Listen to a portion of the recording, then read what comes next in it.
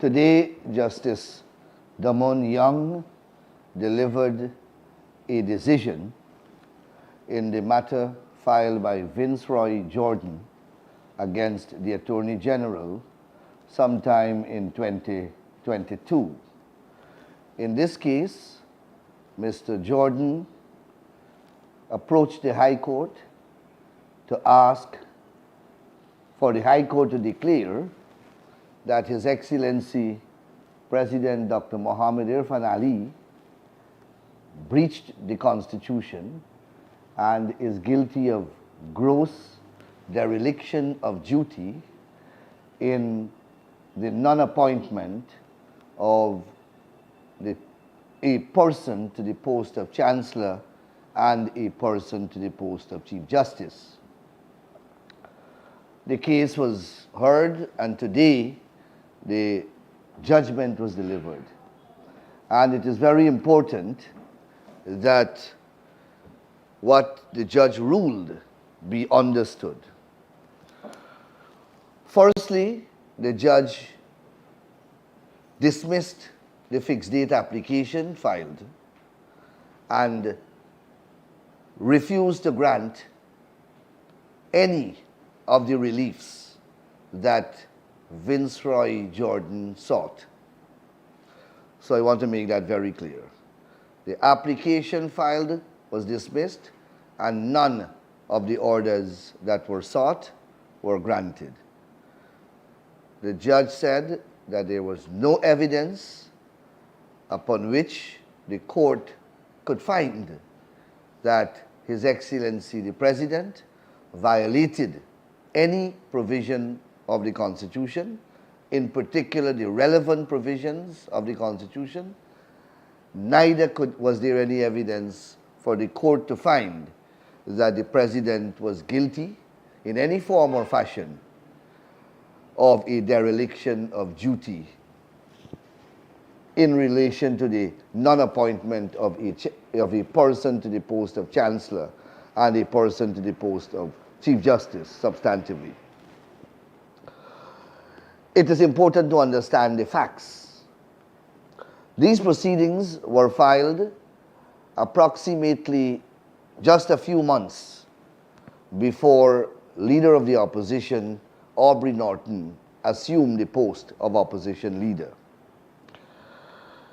It is common ground that for decades there has not been an appointment of a Chancellor substantive nor a Chief Justice substantive in Guyana.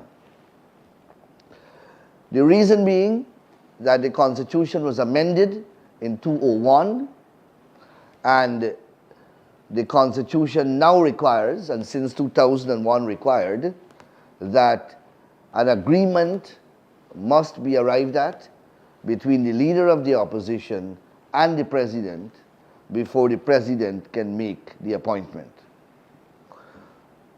In my submissions to the court, we pointed out that under President Bharat Jagdeo, several attempts were made to secure agreement from Leader of the Opposition, Mr. Robert Corbyn, to confirm the appointments of Acting Chancellor Karl Singh and Acting Chief Justice Ian Chang, but all those efforts proved futile.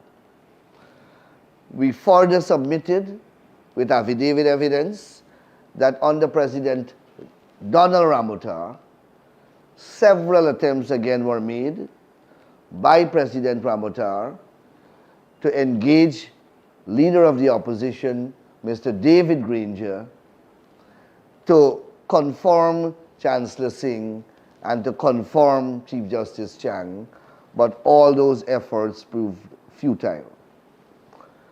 We further submitted that when President Granger became president, just a singular engagement was made between him, initiated by President Granger, with Leader of the Opposition, Bharat Jagdeo, for these appointments to be made, but there were no continuing engagement at the instance of the president. Fast forward to President Dr. Mohabir Ali. If after 20 years no such appointment was made, President Ali took office on the 2nd of August 2020. This case is filed in 2022. Is it reasonable to expect President Ali to make the appointments that for 20 years could not have been made? Most importantly, when there were peculiar, debilitating facts that prevailed at the time, which militated against President Ali making the appointments. And those facts were that from August 2020, upon his assumption of office, President Ali was met with an opposition leader who was appointed some 6 months after the president assumed office. When that leader of the opposition, Mr. Joseph Harman, was appointed, he then took a position that he will not recognize the president and his government as legitimate and therefore will not engage with them. The president took a similar position. And then you had another, after Harman left, you had another hiatus before Mr. Norton assumed office. So Mr. Norton assumed office, I think, in April 2022. These proceedings were filed in August. In June 2022. So April, May, June. The president effectively had just 2 months to consult with and arrive at an agreement with Aubrey Norton in relation to these appointments. Because Norton assumed office in April 2022 and he filed his proceedings in June 2022, just 2 months. So Vinceroy Jordan is essentially asking the court, or was asking the court, to find that President Ali breached the Constitution and acted in gross dereliction of his duty because an appointment was not made effectively during that 2 months period in relation to post holders who president and leaders of the opposition were unable to appoint for the past 20 years. Such was the unreasonableness of the case that was presented, filed and presented. The judge obviously found that the president did not violate the Constitution, and the judge found that the president was not in violation of his duties.